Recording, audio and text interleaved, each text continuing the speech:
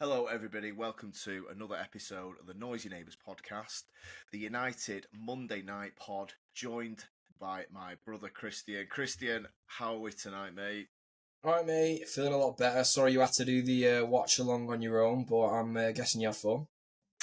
Yeah, it was a bit lonely, to be honest. I joined a Yeah, couple of times, and you were doing all right, to be fair. So yeah. I mean, it's one of them first watch along on my own, and the game was shocking. I thought that. I know. I knew it was Um, going to be a bit of like a game like that as but well. I mean, most of them are with United, to be fair, at the minute. So I wasn't holding out for much, but I expected better from Fulham. But anyway, we'll get into the game. But yeah, your dry January came crashing down, and you was unable to join me, didn't you? Yeah. Oh, absolutely hanging. Yes. I mean, I'm Yeah, still not 100%, but it reminded me why I was doing dry Jan, so I might just get back to it, to be honest. yeah. Oh, just 1 second. Your focus is going in and out, just on your cam, by the way. Oh, okay. 1 sec. I just noticed it. There we go. Should be all right now. Yeah, sorry. There you Okay, go. so yeah, no worries. So Manchester United won 1-0 at Fulham last night, 7 p.m. kickoff. Bit of a shocking one. Feel for the away fans and the players, to be fair. But yeah, they got the 1-0 win and a clean sheet, which is, I think, only the second one under Ruben Amorim, which is unbelievable, at least in the league. Forgive me if there's a cup game in there. But so yeah, another 3 points. What did you make of the game? I mean, I assume, like me, you expected a bit more from Fulham, really. But Yeah, I mean, I predicted a Fulham win. I'd have said they'd have probably beat you at a canter, if I'm being honest, maybe like 2-0, something like that. It did shock me, but, United have got this in them. We've seen it before. yeah, Yeah, I was shocked. They were a bit like, they seemed a bit toothless, to be honest, Fulham. It was a bit of a yeah. I was really disappointed. It felt like a loss going in. Just like you said, the fixture, their decent side. And yeah, I mean, look, it was one of those games. It reminded me of the City game that we kind of nullified the fixture without really creating much. I think yeah, that's the game it reminded me of. We've had all yeah, I'd say sorts that's under fair. Amorim, but it was and in similar traits to the City game, we towards the end created a little bit more. Obviously, the goal wasn't exactly a chance, but towards the end, we looked a little bit more dangerous, a la City at the Etihad, which was so. It definitely carried that, and the possession was like 50-50, which, but again, so much at the back and stuff like that.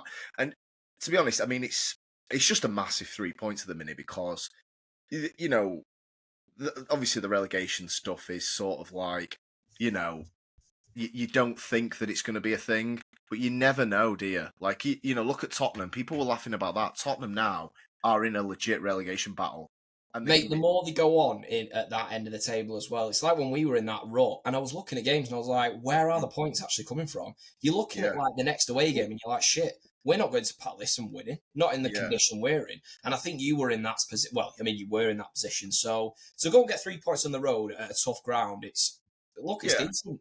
we've got to take it, and obviously a clean sheet, albeit they weren't. Again, it's the defending shite, but we'll Mm. come into that. Yeah, so the game itself, one shot on target, which was the deflected 25-yarder from Martinez into the top corner. Yeah. Concern around chance creation. I suppose if we go through the negatives, yeah, just so last night was Bruno Fernandes centre mid. We had Garnacho and Ahmad either side of Hoyland, and just we can't seem to create territory. We can't seem to create chances. Mazraoui seems to be the one picking up the ball in space, and Dallo to a certain degree. And it does make you wonder if, say, this Patrick Dorgu, who we'll come to in a minute, is going to be good. Let's just hypothetically say he is. It does make you think. Well, when I was watching it last night, I saw Mazraoui picking up a lot of space. He the wing backs, and it wasn't just out wide. They were like picking up the space inside as well. You Yeah. think if Dorgu can bring something, then it might unlock a few things for us offensively, because at the minute it is drab. I mean, Yeah. you know, Ultimately, the problem you have, it's interesting you say it, teams are very happy to see Dallo on the ball in them positions. Yeah. They're very happy to see Mazraoui in an offensive position because they can trust he's not going to do much. Yeah. So ultimately, you've got a bit of a problem. If you have someone in them areas that can do some damage, it gives opposition something to think about, and it's sort of the mess United find themselves in. But Amarim's stood firm, hasn't he? He said this is what he's going to do. Yeah. I suppose positives, there was a bit of control. Like, I felt there was good control at City. There was better control last night. But again, it seems to be just really with the back three, and the Yeah. spare man seems to be Maguire, and that's the pass they're always looking for is, we've got it under a bit of pressure, straight back to Maguire. Or the wing backs who are basically fullbacks. They know neither of those two are very good offensively. So it doesn't shock me. I don't look at this team and think we're going to have high chance creation. And then we come to, in my opinion, the biggest issue in this team at the moment, or the biggest position issue, but also the personnel. The number nine last night was Rasmus Højlund. Xerxes started, I think, the last couple. And we were back to Højlund last night. A little bit shocked, to be honest. Well, I was very shocked. Højlund did nothing to deserve to get back into this team, and he has been awful for a while now. Now, we've spoke about Højlund in almost every single pod now for about, since Christmas. And the defense of Højlund, not from me or you, but the social media people and the people who rate Højlund, is no service. Now, it's gotten worse. His hold-up play has never been this bad. But all that's happening at the minute, now everybody's picking up on exactly what I've been saying now for 2 months with Højlund is, the reason we're not creating loads of chances is because his hold-up play is so bad. He's contributing to his lack of chances because we cannot progress the ball. I sent you highlights before of Højlund's actions in the game. He was on the pitch for 57 minutes, Rasmus Højlund, last night, and it was so bad. Even the TNT commentators who are oblivious were mentioning it. They were like, he just can't even get a grip of the ball. It was embarrassing. Honestly, it is. In my time watching Manchester United, I'm 35 this year, so 30 years of watching this club. That performance from Højlund last night goes up there for me, and I have seen some bad performances. I'm talking, I was there to see Bebe's debut. I've seen Obertan. I've seen some real shit. And he, last night, rivaled them all for me. That could have been number one. He lost every duel. He cannot judge the flight of the ball, so he wins no headers. I've noticed this. Touch. Wow. I mean, his lack of footballing IQ. He's got to be one of the dumbest strikers in the league, if not probably the dumbest. Well, and I don't even mean that in an offensive way for anyone gets hurt. I just mean, you just said something about the flight of the ball, and you sent me something this afternoon, and it just, I've seen it with him before this season quite often, and he can't judge the flight of the ball. We are talking the basics of football here. I know. You know what I mean? We're not talking about. We're not expecting some. So just for the listeners, the individual clip I sent you. So I sent you the compilation of his whole game, and then I sent you one extra, which was on the 35th minute, if anybody wants to go and have a look. 35 minutes, 5 seconds. The ball goes up from, it looks maybe like a delict, a forward ball. Not great, I'll admit. Højlund has actually turned his back on Delict, and he's running in the way the ball is going, and it hits him on the back as he's running, and then just obviously loses it. Now, it is, like you just said, it's the basics of being a centre forward, is that you body your defender and you gain your position early, so they can't lean on you, they can't jump. Yeah. And what you need to do is, when that ball's coming towards you, you probably have a second window, depending on if it's coming from the goalkeeper or closer. In that first couple of seconds of that flight of the ball, you need to judge where it's going to be, hopefully chest or head to flick it on. He is misjudging it by yards. It is sailing over his head. Centre-backs don't even... Have you noticed this? Centre-backs for Højlund don't even actually win the headers. The ball goes over them. Because they can trust it. They can trust him to clear it. Exactly. And then the odd one that it is, he has judged it where it's like, say, chest or head or whatever height. He's wrestling with them. He's too busy wrestling with them. And he can barely control it when he's not wrestling with them. So forget doing two things at once. He was He was abysmal. I mean, I had a look today, and there was the Ornstein transfer confirmation tweet that was doing the rounds today on Twitter, and it was. I just want to read it out to you. What? Manchester United will pay Atlanta fixed fee of €75 million plus €10 million add-ons for Rasmus Højlund. 20-year-old Denmark striker has agreed a 5 plus 1 year contract. Still needs to be finalised. Atalanta were seeking €90 million, but United secured a package worth €85 million. Atlanta wanted 90. My God, they must have saw us coming. Well, they did, clearly. So, I mean, look, That is I don't know where we go from here. Look, I've absolutely hammered Højlund, and it's got to the point now where it's just, it's almost like just miserable watching him. Just on Højlund, I've got a question for you. As, like you say, a Man United fan of 35 years, where do you think Højlund ranks in the worst strikers of all time, honestly? That's gotten game time, you mean? Yeah. He's got to be up there. I mean, this is the thing. People like focusing on the goal stats. Just forget the goal stats. His general play. His general play is appalling, and I feel for like Lukaku, who got absolutely pelted. Lukaku would also He's well better than it. Was good for 20 goals. Yeah, certainly. I mean, look, he's in the category. I'm trying to just off the top of my head. I mean, look, even if you think of the ones that weren't rated very highly at the time, I mean, I suppose like Michael Owen when he came for that year. Is Højlund better than him? I mean, at the minute, you'd have to say no. You'd have to say no based on the at least general football and ability wise. You got more from these other guys. Like you think of, I don't know, you'd have to say names like Louis Saha, Igalo, even Weghorst. They actually did a job for you. I'm not going to come here and say you did a great job. I mean, right now he's definitely in the Igalo Weghorst category. Without a shadow of a doubt. No, and I just want to go back to that tweet, and it's just funny because when we spoke about this a few weeks ago, I read a tweet out to you that guy off that div off Twitter, God knows where he is now, fucking hell's probably deleted his account. He put a tweet out saying, in defence of Højlund, that Zlatan was doing this at his age, and Lewandowski was doing this at his age as well. And me and you spoke about the tweet in detail, and we were like, but just forget the goals off Wikipedia that you've gone and Googled. Yeah. What about the general play? Lewandowski and Zlatan are two of the best technically gifted number 9s over the height of 6 foot. I'm probably doing them a disservice there. They're just two of the best strikers of all time. And you're comparing stats. We're not on about the stats. Yes, the stats are shit. What about everything else? He lost it last night. Did you see the statistic that came on at half time? It said Rasmus Højlund has lost possession more times than he's completed passes in the first half. He lost the ball 10 times. He completed 5 passes in 45 minutes. And I'm looking at Amorim now. Now Amorim's playing him. To me, Højlund is shot. He was never this bad last year, so you can't play. You know, you have players that you can play through form.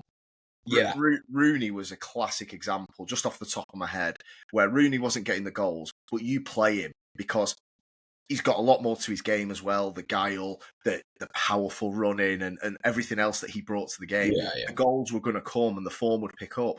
Højlund, he has got to come out and for a couple of weeks, and I'm talking out the squad. Do you think there's a case of playing Bruno further up as like a false 9, sort of like what we did with KDB and various players we've slotted in there? Because you're never going to drop Bruno, so push him further up and drop Højlund completely out of the team, and same with Xerxes because he's useless.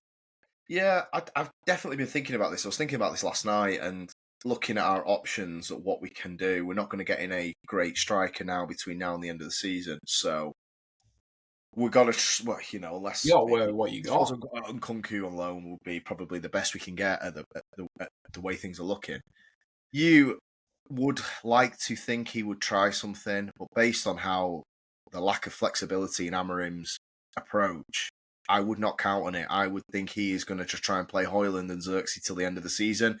Look, I would guess Amorim is going to want to sign a striker. Might be Gyökeres, but I agree. I would be looking at some options like that, even a Garnacho. But the problem we've got, though, is we do go long quite a lot. But then again, even if you stick Garnacho down the middle as a false Is nine, he where going to do any worse than what? Well, he can't exactly do because any worse than what he can't get Hoyland's any doing. worse because Hoyland doesn't win anything and he doesn't hold it up. So even if Garnacho, you'd like to think Garnacho's touch is tighter. So at least the ground duels, Garnacho's going to improve because Hoyland's losing all of them as well. I mean, that possession where Ahmad turned, rolled it into him, ridiculous heavy touch. Fulham then booted it straight to Garnacho, and then Garnacho, the other div, just hits a first time 60-yard pass to nobody. I Well, was I tell you watching it what, last night like, fuck me. for the way you play, if you had Chris Wood up front instead of Hoyland, you'd be a lot Yeah. further up the table. Put it that way. No, we've touched on Hoyland. What team does he? I mean, I said it on the watch along last night where they mentioned about. Sorry, it was a half time. I was flicking through Twitter at half time, and somebody was like, "Maybe we should try and loan him." Where? At this point, you are thinking it'd have to be a championship team. Oh, in Because England, yeah. there's You'd no have to go way. abroad. You'd have to There's go no abroad. way. Look, okay, Southampton might play him, but there's no way Ipswich are going to drop Delap No. for him. And who's the other? And Leicester aren't going to drop Vardy. Yeah. So that's the relegation teams out the way. Are Southampton even interested in doing any business unless they want to? And it's not like Hoyland's going to help things for them. Fuck me, he scored 2 goals. Just to wrap it up on Hoyland, we could talk all night about how shit he is. Lisandro Martinez. So this is for all the he needs more service stuff because obviously people are going. Chris Wood gets better service. Lisandro Martinez is a centre back for Man United in the same team. He's had almost the same appearances. Lisandro Martinez has now got the same amount of goals as Rasmus Hoyland. So I don't understand this argument of Yeah. of service when we've got a centre back in our own team with equal goals to him. At what point do you just go, this guy, he doesn't get any chances because his hold-up play is that bad and his movement shit. His position, I was just about to mention that, Alex. His positional play in the box is really poor. He has a real lack of ambition when it comes to getting in the right positions to get goals. That's just my opinion from what I see with my eyes. He doesn't get it. You can see it where you know when you watch kids football.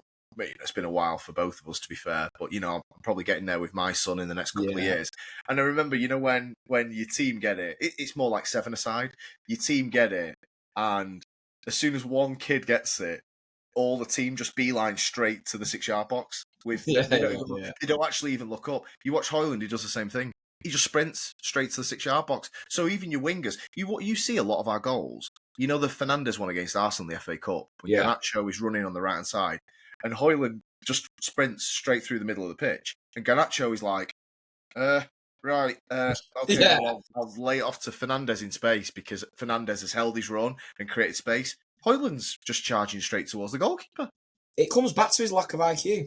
You're right, mate. It's concerning. And look, the more I read about this money laundering from SEG and Ten Hag, the more I'm actually starting to believe it because 75 million euros. Sorry, 85. Let's round it up because I'm guessing those add-ons will be appearances. So we've probably already owe Atalanta that €10. So 85 million euro for this guy who was signed to the same agency as Ten Hag.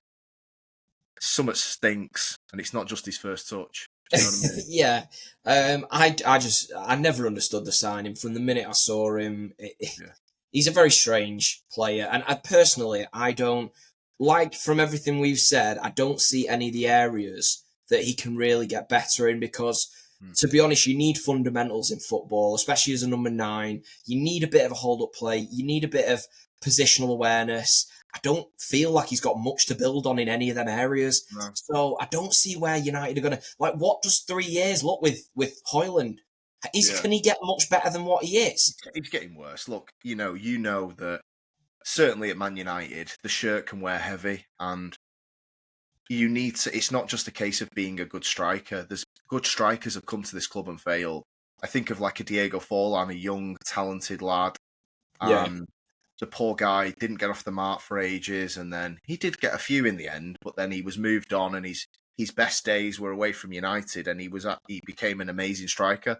Yeah, but the shirt wears heavy, and if Forlan was good. And the shirt wore heavy. I look at Hoyland and I'm thinking, that shirt that he's wearing now it looks like it's weighing him down to the ground. how low on confidence he is, and if he does get a chance, he'll miss it. I don't see the way out. The only thing you can hope is he comes back next season after the full summer off, gets a goal in the first game, and goes on a bit of a run. But the technical ability ain't going to improve outside the box. And No. Man United, we should be the best in class. I say it all the time to my friends, my United mates who want to do this fucking potential. We have gotten lost in this shit era now where we accept mediocrity because of players that we either have emotional connections to. You mentioned it with Garnacho, fans rating Garnacho. Højlund, even he's not really got any fans at the minute. Everyone's saying he's shit, which is right. But we've grown to accept mediocrity, and it's like, well, if this happens, he could do good. If Luke Shaw gets his hamstring sorted, he'll be a great left back. No, sell them. Why are we doing this? We're not work experience. Like, I think about when Ollie was here and all the ex-players and the coaches. Darren Fletcher, technical director of the club. What? Because he played a few games? Piss off. Get a fucking sporting director in. City go and get fucking cheeky from Barca, who led Barca's dominant reign in the early noughties. Sorry, Arno. And look at what the sporting director at City's done. I know he's leaving, but look at the last 15 years at City. Well, we're fucking and we'll get to Ineos in a minute. Since when did Man United become this charity case? We even what's alarming? Bro, I even see it's a huge proportion of your fan base. Even a couple of comments we've had on videos of people going, "Oh well, actually, we should have give Welbeck more of a chance." Your whole video was literally pointing out the irony that they commented that. You were pointing out that this is the problem with Man United. We're giving mediocre players too long. They commented going, "We should be giving Welbeck longer." No, that's the fucking point. That's the problem we've got. This is what I'm shouting into this mic and you about, and I just want people to listen to me, and they can't say I'm wrong because United have fallen to a bottom half of the table team. You can't keep saying to me, Højlund's going to be good, Garnacho's going to be good. We're 12th. We're 12th for a reason. I don't look at the league table and think it lies.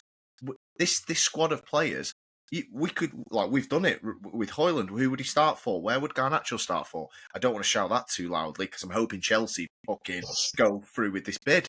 But it's the same thing. Garnacho's got fucking thing. Last night, toothless. He was all right. It was one of his better games, but he created fuck all. Didn't take anyone on. Didn't really look threatening, and that's just what he is, and that's what he'll be forever. Mate, it's just I just want to feed now, just go into Ineos a little bit, because we saw Ratcliffe getting pelters last night at the game from the fans, and I do just want to talk about them. He thought they wanted a picture, the dopey bastard. They were like, fucking 60 quid this shit, and he's there like, look, if you want a picture. He didn't read the room on that one, no. Oh, did he? But yeah, I just wanted to talk about some of the things Ineos have done, and some of what I actually... So, look, the public enemy number one at the moment for a list of things, and people have been listing things on Twitter, and I just want to talk about some of the things that they've done that I actually agree with, and I actually think that this club needs to look forwards, and we are stuck in the past. And you know what's funny? We always used to take the piss out of Liverpool, Man United, and Man United fans that... we talk about the close title race between Liverpool, as in the total number, 19, 20 titles now. Liverpool are probably going to get a title themselves now. And United fans used to go, oh, when were your 19 titles? Half you weren't even born. And I used to do the same.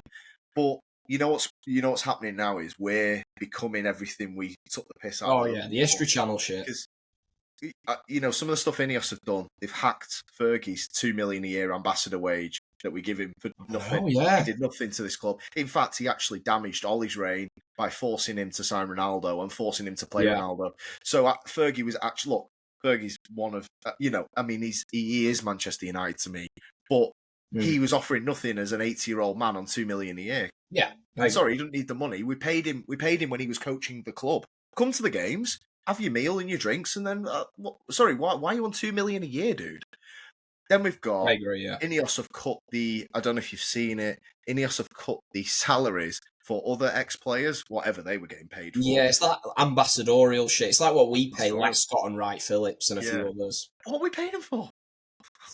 Well, I don't understand.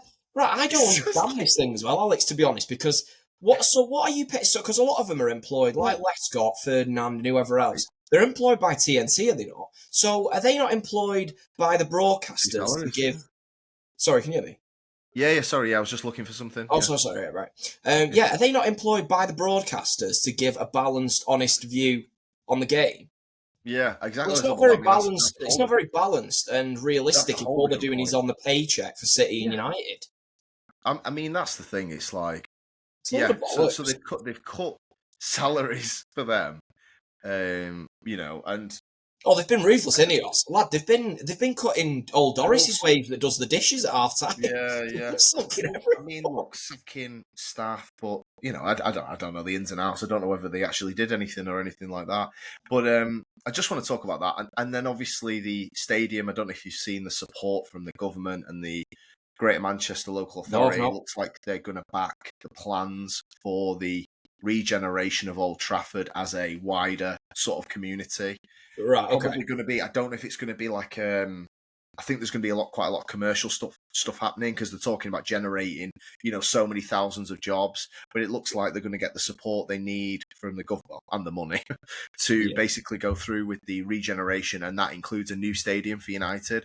This is going to be years off. They've got to design it, build it, and that's our tax going up again.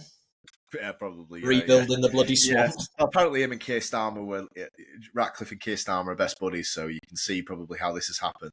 But I just want to talk about flattening of Old Trafford, and obviously the freaking, more people are freaking out and stuff like this. Look, Old Trafford is a special ground, and it always will be. But I come back to the best in class conversation. Manchester United should have the best stadium in the country. Okay, you could probably allow Wembley being number one. United should be the second best based on size of club and success and everything else and fucking turnover and revenue. United probably have, if we held a international tournament, Old Trafford would probably not get a home game. That's how far it's fallen, and we've spoken about Carrington, and that's been widely reported. And people again clinging to Old Trafford, and it's like, we're on about getting a 100,000 seater brand new stadium that's going to be the best in class. Currently, Tottenham Hotspur have a better ground than Man United. That's the facts. You can talk about history all you want. This is how far we fell. Forget on the pitch. I mean, we know how far they fell there. We get a reminder weekly, or every 4 days, how shit they are. But everything else, I talk about it. Talk about fucking Darren Fletcher was technical director of Manchester United. Based on what? You always get this as well, though, don't you? You get like your nostalgia hunters, and no matter where you go, it's like, you remember when Tottenham moved stadium and the whinging because they love White Hart Lane. Same with West Ham with Upton Park. We had it when we left Main Road, and you'll get like you do-gooder fans that are like, oh, it's not like the old days, right? Yeah, but mate, tell that to the guy in Old Trafford when the water's pissing on his head on the 20th minute because it's raining a bit heavy outside. Yeah. No, you need like you said, the stature of the club and the size of the club and what the turnover is. You need a better stadium to match them other things. You need to align that. And at the moment, you're not doing. I've accepted it, and look, I still get goosebumps going to Old Trafford, and it's a special place. I remember going there for the first time as a kid. I'll remember my last time there. I remember my favourite game that I've been to there. I remember taking my son there for the first time. I'll never lose those memories, and I'm so grateful for them. But I'm also excited about the prospect of Manchester United having the best club ground in the country with the biggest capacity. That was always the biggest flex, wasn't it? It was like United 70,000, and then it was 75, and then it's like, it kept getting bigger and bigger and bigger. And I mean, the capacity's not changed, has it? Since, I mean, when Fergie was rolling with David Gill, fucking hell, it was every year they were putting another tier on. And it's just stuck in the past. And yeah, look, let's hope that there's some things in Ineos. Look, they can do things better. The 66 quid ticket hike is a joke. I said to you, I was looking at taking my son there over Christmas, and we worked it out that once we'd paid for both tickets, probably a bit of parking, some food, it was coming to about 150 quid. And that's me and That's me and a 4-year-old Yeah. not staying out for beers. We're talking. By the way, Getting, I won't just pin this on United. I think there's a wider issue there. I think the Premier League should be fucking ashamed of themselves, to be honest, because if you look at the Bundesliga, they've got it right. yeah, no facts, man. We I mean, just I mean all they're that's the doing in thing as this well. Like, country is just they're exploiting true fans, mm, real fans, and you know what they're doing as well? They're sacrificing the atmospheres because yeah, now the match going fans are the people that can afford it, not necessarily yeah, the yeah, true fans. You know what I mean? And that's the shame. Then they're wondering why all the atmospheres are shit in England compared to other countries. Well, there's your answer. Look no further.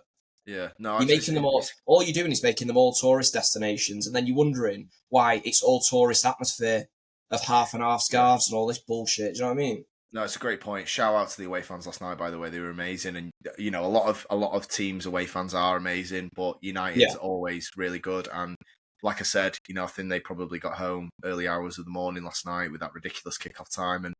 And yeah, shout out, man. They were great. I'm glad they got a goal to celebrate because the fucking performance was shit. But anyway, this is where we are. And going back to your first point, 3 points, climbs up the league. Look, I'm really just hoping for a cup run. As shit as last season was, we somehow scabbed an FA Cup over you guys. I'm just looking at the Europa League this year, and you've said it a few times about 3-4-3. It is like a bit of a cup system. Southgate used it really well in Yeah. almost every tournament. Tuchel won a Champions League with it. Obviously, Conte uses it in every single game, but it is, and we have. I mean, weirdly, we have won. I think we've won every Europa game under Amorim. All I would say is though, it is. You are right. It is very much a cup formation. And don't get me wrong, United are somehow capable. Would I be surprised if you No, somehow cobble a Europa League? no, Probably not. But I've got to be honest. Looking at the team, I don't know how you will. I mean, yeah, for yeah, me, you'd need Dorgu to come in and be actually really good, yeah, which he might be. yeah. For me, you also need someone that's going to get goals at the other end. Whether that you can get someone in that can do a job as a false nine, or you actually go and get a number 9. But for me, you need to do something in that area of the pitch. Is that even being rumoured about? Are you in for any like a number 9 or anything? Or It's only Christopher and Kunku. It's still being floated about. well, And that would I'm be an just, interesting. Well, what's your thoughts on just, that? yeah, no, I would look. I think that Rashford's never going to play for this club again. The comments last Oh, night from yeah, Amorim confirmed that. He basically just came out and telling him went, nothing's changed. He's still training shit. Don't know if I fully buy that, but that's a different conversation. So Rashford's gone. So we went into this season light. Anyway, we've been through the recruitment. We only signed Xerxes and we scored 59 goals last year. We've now lost Rashford, who's probably our best attacker and certainly the one that's got the most goals in him. Whether yeah, he delivered on that is a different thing. You lose Rashford, Garnacho gets sold, which I would do. I would sell Garnacho just because the fee's ridiculous. If Chelsea do offer that, it's yeah. gone very quiet. I don't know if they're going to do it now, and it doesn't look like Napoli can match whatever They've United seen are your asking. bloody videos. I know I should have kept quiet. I did say on the watch along last night he did have a decent game, but I'm assuming Chelsea, whoever's making the What were negotiations, you have trying got. to do? Recoil some interest in it? I couldn't gas it up that much, to be fair. It was not that good. But yeah, so I would do it. But then, like to your point, you go from a shit attack to a shit light fucking terrible attack. You've got then Ahmad, Xerxes, and Hoyland. I mean, what if Ahmad got injured? My God, we wouldn't score again. So Yeah, Christopher and Nkunku. God, I mean, I would get him in on loan. I'd do the Garnacho deal and get him in on loan, and I would bring Rashford back in and try and sell him in the summer. I don't know what we're achieving from this. I yeah. still not fully buying that Amorim is really the decision maker behind this Rashford stuff. He's got to say Really, something. you I, see, th- because I we think me there and you is. spoke on this a bit, but I can't then remember after the line comments was, last but night, I nobody's got to say something. And because he said what he did after the City game, he's basically he's never changed his argument. Is Rashford that training that bad? well, I don't think he, especially because not that I'm saying this means anything, but he does Mm. seem to be going to Old Trafford. He seems to be supporting all the lads still. He doesn't strike me that what is he doing in training that's that bad? I mean, is he crawling round Yeah, with a and fucking think can of Red Bull well, or something? What is he well, doing? yeah. Well, look, I mean, as well, like we've seen the level of ability from some of these players. Like Hoyland could was a 0 out of 10 last night, and he played 60 minutes, and Amorim didn't come out in the post-match presser and, okay, he said he struggled, but we know Højlund he could start Thursday, and if he doesn't start Thursday, he'll probably start Sunday. So we know that it's not like there's a, it's not like there's a, it can't be performance related to that degree because there's so many other shitters. Yeah. He's saying attitude. I mean, I don't know, but I wouldn't be doing it personally. I think you've still got to win games. And I said to you, like, my criticism of Amorim is that you have to do something for the match-going fans. And I just say that finished 0-0 last night. I'll say we lost 1-0, and it could have gone that way. It was okay. You win, and the fans go home happy, and their memory of it is a 1-0 win down in London on a Sunday night. If you lost 1-0 last night, you don't have any shots on target. Those poor fans last night spent an absolute fortune getting down there, getting back at 3 a.m. Maybe they had to take today off work. You owe these fans to do your best ability as a manager and send out the team that's the best capable of winning games. And I don't believe he's doing that at the moment. I don't disagree with the Rashford stuff, by the way. His attitude stinks. And a year ago, I think it came up on Twitter before, he phoned in sick on the Friday, was out on the piss in Belfast on the Thursday. Yeah. Laurie Whitwell reported it. So that's only 12 months ago. This isn't new with Rashford. But I just think we've not got enough players. Like City could say, let's use Grealish as an example. Pep could just, if Grealish went on the piss, right, or his attitude was shocking, Pep wouldn't even look back. Yeah, he could cut Grealish because he's got Mamouche now, he's got Savinho, and he's got Doku who play the same position. Foden can even do a job out there. We've got no one.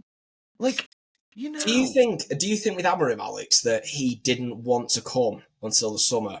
And no, that's facts. He did ask that. Yeah. I think honestly, it feels a lot like that. Just because of some of the things he said. I mean, even did you see that quote about his birthday? And he said he's been at United like a month or 2 months or whatever, and he said he feels like he's 50 rather than 40. Yeah. I think in an ideal world, because I think these are the comments he's made. He's a smart fucking guy, don't get me wrong. Oh, yeah, he speaks well. He speaks very well. I mean, to say English is his second language as well, by the way. Because he's very clued up on like little phrases and things. He's very clever. Yeah. But one of the things he said a few weeks back was that United... Oh, sorry, it was last week, wasn't it? And he said this is the worst United squad of however long, or worst United team ever. Did he go as far as saying that? Yeah. And I think the reason he is saying these things is to take some pressure off himself. I know he came back and backtracked a little bit, but he's planting the seed in everyone's mind as in to be like, well, I'm doing the best I can, but this lot of shit. Yeah. That is ultimately what he's saying. I mean, look, I think, yeah, you're right. He literally said that, didn't he, the other day? He said we're the shittest team of all time, essentially. Shittest United team of all time. I think somebody's had a word with him about that because he's come and apologised. Bruno came out and did an interview and was like, I don't think he meant it.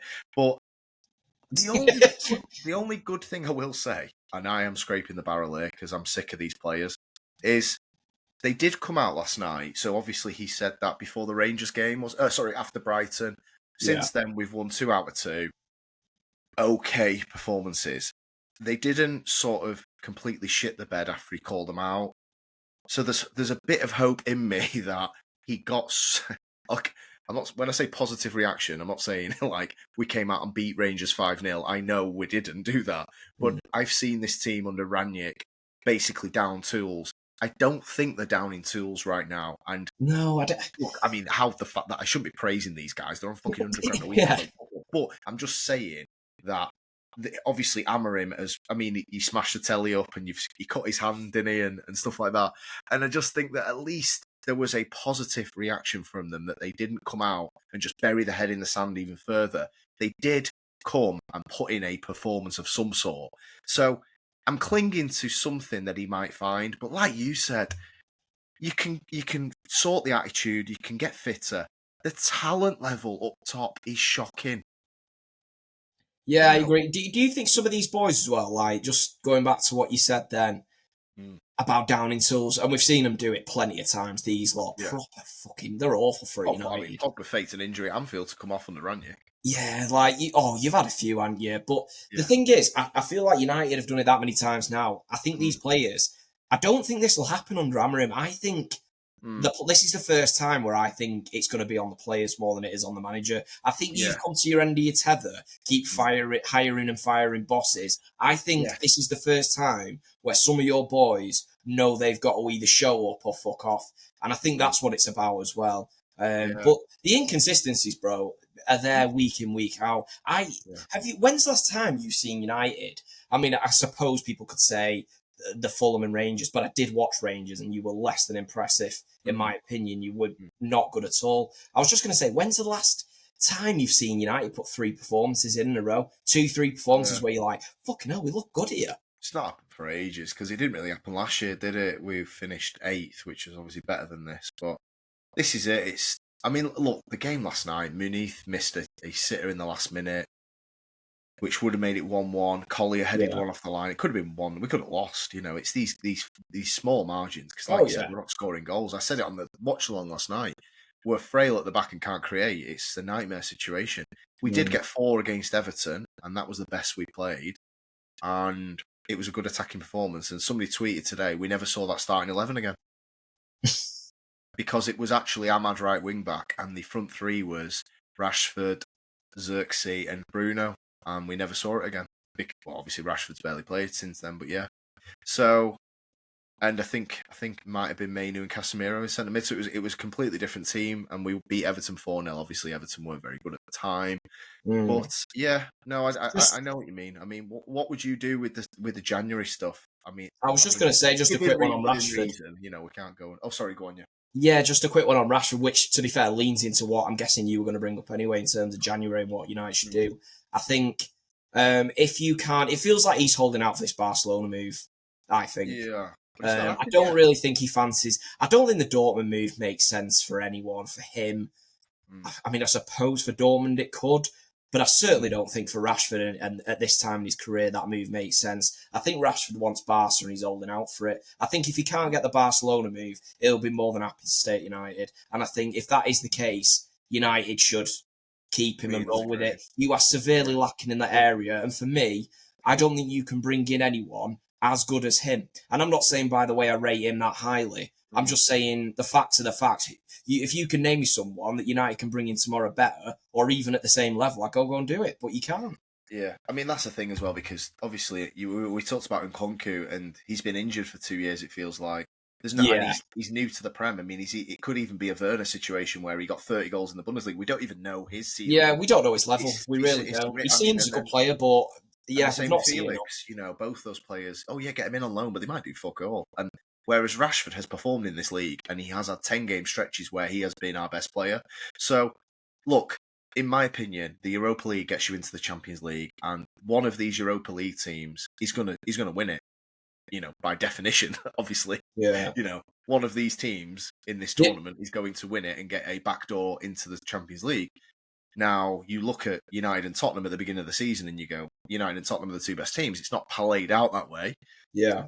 Although United have recovered things and it looks like they're going to qualify automatically.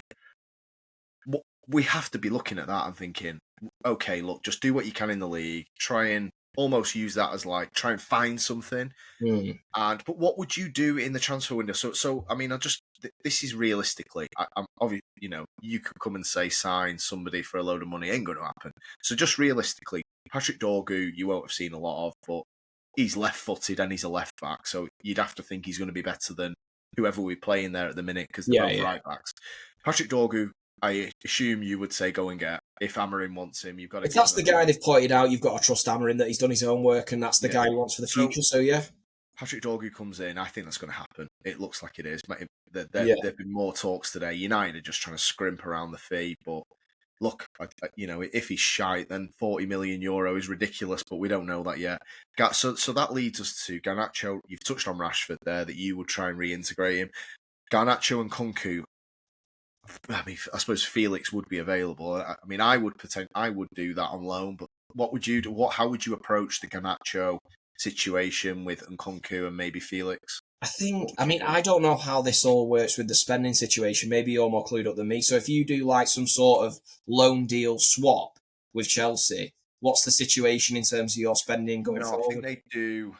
I don't think United would sign him Look, I mean, I think if they did, let's just hypothetically say they signed Nkunku, like not on loan, like a proper signing, Permanent. I They do it think as they two would do separate 2 separate deals. transactions. I would Yeah, as yeah, well okay. because I don't think it doesn't really make any difference to Chelsea. And Nkunku is a guy but obviously United could sell Garnacho and loan Nkunku. That's another option. Yeah, I think personally, What would you do? Amorim, from what I've seen from Amorim, he seems more Pep-like in terms of he won't just go and sign a player because they're available, which is United have been so guilty of that in the past. So I Yeah, think Garnacho probably will leave, Rashford probably will leave, at least one of them certainly will be out the door. I don't think he's going to jump. If, say, Chelsea go, look, we're taking Garnacho, but we've got Nkunku available. If he doesn't think he fits the system for next year, he won't go and get it. no, I think I see. He will happily have it Mm. being stunken out for the next few months, crawl over to May, and he'll go again. But realistically, look, we're all football fans and we just want to see games won and be entertained a little bit along the way. So if it was myself, I'd probably say, yeah, go and get Nkunku. But like we've just said ourselves, we don't know the guy's level. And all he has shown us is that he consistently can't stay fit. So it's not No. the best CV, is it? And that's one thing we have sorted this year. We've not had many injuries other than fucking the usual duck eggs that are injured all the time. But we've not had the crisis that we had last year. Yeah, I'm a bit torn. I agree with you, by the way. I thought this myself with Amorim that he does strike me as like say when Ten Hag shit the bed after the Brentford 4-0, and he Yeah, was like basically crying at John Murtaugh's door saying, "Give me Anthony for 90 mil and give me Casemiro because I can't win any games." Well, I actually agree with you that I think even if these went and Amorim was, and then they went, look, Ruben, we'll flog Garnacho now because 60 mil's an amazing fee. yeah, We will give you 180 mil in the summer, but we don't think there's much value in the market. I actually think Amorim might just go, right, I'll try and see what I can do till the end of the season with an even yeah, shifter definitely. attack. But obviously, if I don't deliver anything, don't come moaning at me because you've left me 3 players that are senior level and 2 of them are fucking wank. But I actually agree with you. I think he might grin it. Ruben might go, yeah, okay, flog him. And if you can't get me, try and get me someone like that. I suppose that's why a loan makes sense because you can ship him back. If Yeah, Nkunku does fuck all or his knees fall apart, it's another Chelsea problem. I suppose if you can get the money for Garnacho off Yeah, Chelsea, whatever they're going to pay, if you can get that over the line and then you can get Rashford out on loan to whoever, yeah, then I suppose if you can just get Nkunku in and pay his wages, then the Rashford and the Nkunku thing balances out somewhat. mm, And then Amorim can go with what he wants for next summer. Because I'm telling you right now, if they say to Amorim, Nkunku's available, but this is detrimental to your summer window, you can't then go and sign another one, he will not take him. He will no, only take Nkunku if he has that name down already I that he think wants to so. go Yeah, for him, which I yeah, highly doubt Christopher Nkunku is one of the names on his list for the summer. no, I think Gyökeres, United will yeah. move on, and I think you will probably get him. And probably Cunha, but I think there's a few teams who want Cunha. But I can see Arsenal. I can see Arsenal getting the Cunha. thing with Cunha is, yeah, Arsenal, but he's not really a 9, is he? Yeah, Which but is weird. well, that fits them down to the Yeah. ground. Whereas for us, these left 10 positions, just on that, by the way, just before we finish. Yeah, So Mainu did come on. He didn't actually come on as a number 10, but he found himself in those number 10 roles. I've been yeah, talking about this now since Amorim's come in and played the 3-4-3, that there's too much pressure on sort of Mainu as a centre mid. He's not Kante, he's not Matic, he's not yeah, anybody that's had success in the midfield too. And I just want to. I've been saying to you, move him up there in that left 10 position, and he's got very good close control, very yeah, good dribbler. We've not seen a lot of it this year, but what we have seen at the Euros and obviously for United is, and he's a good finisher. We saw it. We saw it in the Wolves game last year when he went past a couple and bent it back yeah. in. Liverpool top bins. City opened his body nicely. We've seen nothing. He's not scored this year. And I just thought, did you see the Ahmad goal disallowed last night? And just the interchange between him and Diallo was a nice little 1-2. And Mainoo was in that left 10 role. And I just hope that Ruben looked at it and thought, look, Garnacho's offering fuck all there. Fernandez looks like he Yeah, might be playing centre mid. Why not give Mainoo a couple of games there? he's a super talented player. For me, he's wasted further back, especially in the formation that they're playing. You know what I mean? It Yeah. makes no sense whatsoever to have him there. So he's What do got you think? for me, What do you you're going to think of get more Mainoo out in of that role? Mainu up. You know, further up the pitch. So I think, Yeah. will he Number do 9. that though? Can you see that going forward? I mean, look, he doesn't seem to be the most flexible coach, so no. But Yeah, it's weird. Some players, like when he first came in and he's singing the praises of Mount, which I hope was just trying to I don't know, put an arm around the shoulder approach, because obviously I don't rate Mount at all. He was like, I've got 3 positions for Mount. Last night he was talking about Garnacho and he was like, I really need to tweak his position and find something for him. And then Fernandez has got about 5 positions as well. And it's like, but Kobbie Mainoo, probably the most talented player in the squad, has only got 1. When yeah. he could play he could play in multiple positions, Mainoo, and certainly higher up. It feels untapped to me, and I just hoped last night that couple of little plays where he picked it up in that advanced area. And look, I mean, if that goal counted, he would have got his first assist of the season. But clearly, the VAR chalked it, which did look a bit weird. That I said straight away on the watch along, I thought it was off, and then the graphic came up and they looked level with the line. Yeah, there's a few like that. Well, I will say this, Alex. If Mainoo had come through on the other side of Manchester, which unfortunately he didn't, he would be playing further up the pitch. I don't think he'd be being wasted, pinned back, where he can't influence the game much. Doing the 12 kilometres a game, running for an hour. I mean, he doesn't play 90 minutes, does he? He plays an hour because he's fucked. But yeah, anyway, I thought I'd just mention it. Just before we wrap it up, just VAR. Now, there was a biggie this weekend, and it's led to some abuse to Michael Oliver, which is shocking, by the way. We all get frustrated, but the fact that he's been getting threats and stuff is a joke. And I just found it. I had the game. I saw the game on Saturday. Oh, sorry, I saw the highlights and the red card. It was all over Twitter at halftime of the game. Yeah. And I watched it. I just explained to you what happened on my Saturday. I used to play centre mid with a lad, Sunday League, and we still speak about football. He's an Arsenal fan. Yeah. And he's quite active on Twitter, and I tweet him a few times about the game. We were like good mates and stuff.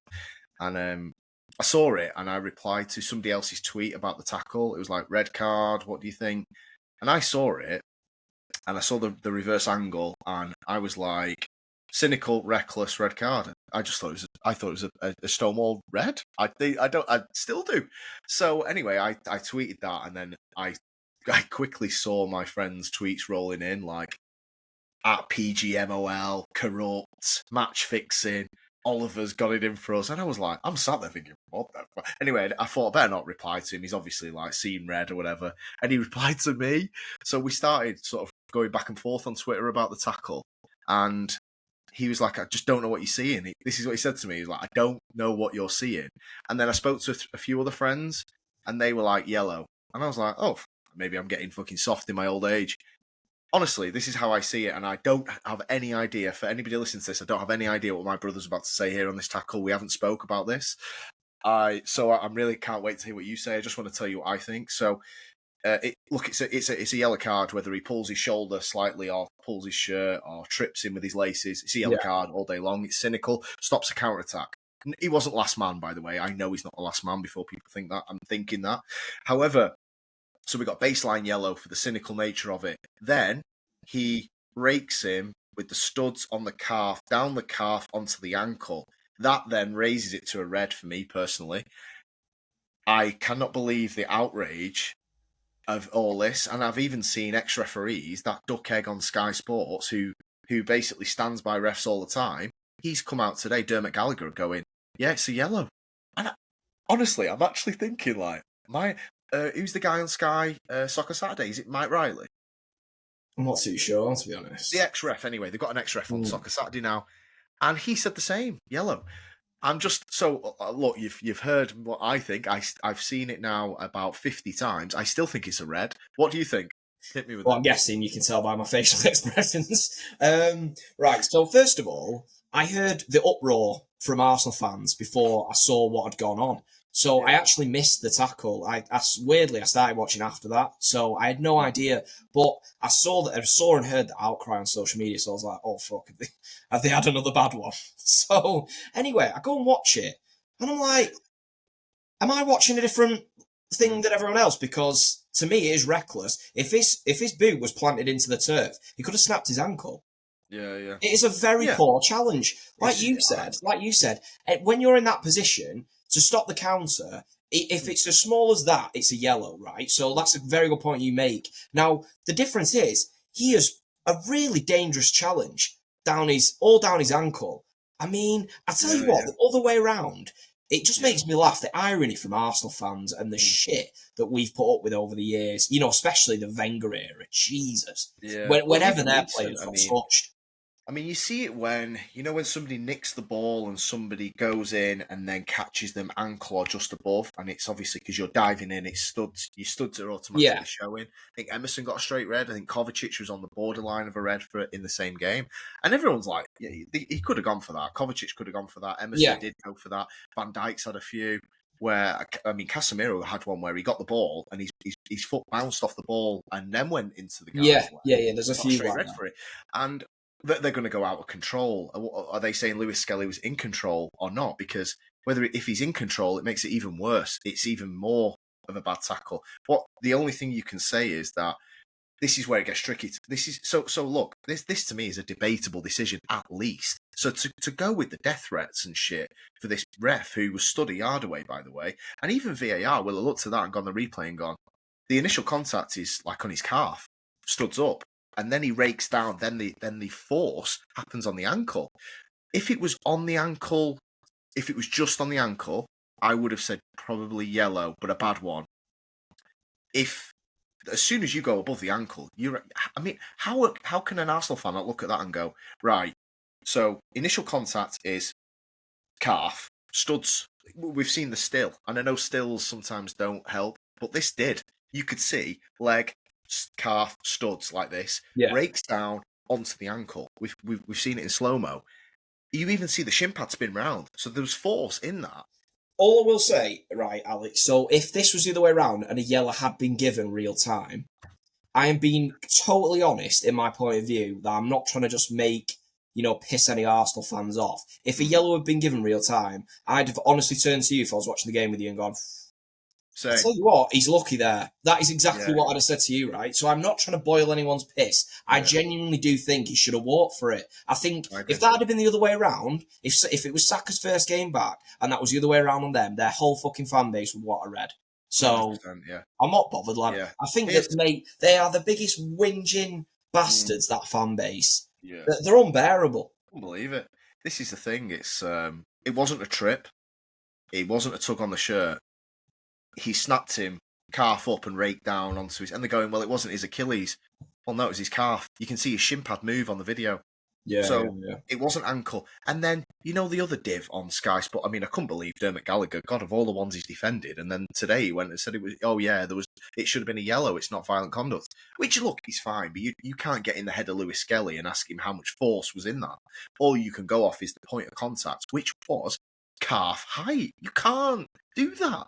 And it's the potential risk to injury as well. You've got to look at it. With a tackle like that, you've got to think, right, potential risk to injury, is it quite high? Yeah. Right? There's not many Arsenal fans that would look at that and go, there's no way anything bad could have happened with that. Well, yeah, there is. But it's a strange one because, honestly, it's not just Arsenal fans. There was quite a reaction across social media of other fan bases. And look, I don't really give a shit, to be honest. Arsenal are probably going to come second or third. It makes no difference whether they won on Saturday or not. Liverpool are going to win the league. So it doesn't matter. But I was just surprised that it was the match of the day segment, one of the worst decisions of all time. Dude, but the thing is, right, where was this energy? We're writing to the PGMOL. The amount of times I've heard this bollocks, right, from Arsenal fans, or especially the social media Arsenal fans, right? We're writing to the PGMOL. Okay, well, can I see the letter you wrote after that United game? Which was borderline fucking match fixing, in my opinion. Yeah. And this is coming from a City fan who dislikes Man United a lot more than he dislikes Arsenal. The Spurs equaliser or winner. Yeah. Oh yeah, we'll ignore that. That was a goal kick, shall we? Yeah. Poor Ange is, mating himself to death. Honestly, brilliant. I mean, I figured you would probably have the same opinion as me, but like I said, I mean, a lot of people I spoke to have said yellow, and we're talking like a lot of my friends who Liverpool fan, United fan, Everton fan, L-Dog, shout out L-Dog, he thought it was a yellow.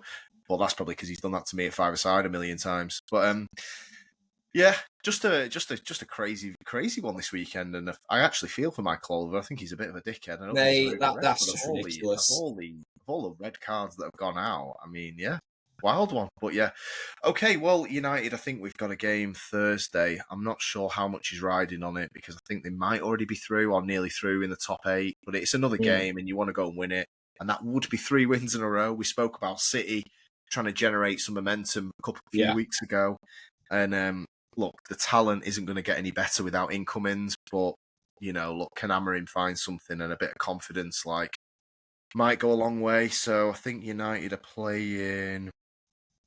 Yeah, we're Thursday away. I think we're in Romania. I'm not sure. I might be best asking you this question after the Jan window has finished. Currently with United, we can only go off the squad you've got, right? Yeah. So, for instance, Rashford comes back into the fold. You keep Garnacho, right? Ultimately, that is your squad currently. Say it stays the same. Yeah. What do you think for Amorim is the target league-wise? What would you say is like where you think is realistically achievable? Okay. I'm just looking at this. So the 12th at the minute. So you can forget top 8. There is no way they're as good as them teams. Villa, Bournemouth, Chelsea, Newcastle. I'm not even going to read the top 4. You can forget that. Then you've got Brighton and 9th. You can forget that. They're not as good as Brighton, squad-wise, in my opinion. Right. Okay. Fulham and Brentford, I'd say 10th. I think United should come 10th. I mean, they're better than Fulham. I'd imagine they were fucking shocking last night. Brentford have felt they are conceding a ton again, aren't they? Like this, we spoke about their attack, but they've conceded 40 goals in 23 games. So, yeah. I mean, look, I'd say that, and I don't think anybody should be leapfrogging United from below them. So I'd say 10th would be what I expect this squad to be at. But they're not better than Brighton. United fans might be pissed off about this. They're not. You can forget Villa, Bournemouth, Chelsea. They're fucking nowhere near there. So what do people expect him to do? Even if you went 4-3-3, we've done the systems to hell and back. Even if he rips the fucking 3-4-3 up, he ain't going to do anything. Yeah. I like I said, I actually think we're just 2 places off where the squad is. The last manager, he signed a winger who can't cross and dribble. He signed a striker who can't fucking hold the ball up and score. He signed an attacking midfielder who can't create. And a goalkeeper who can't catch or save it. What do you expect Amorim to do? Wave a magic wand and turn them into fucking good players?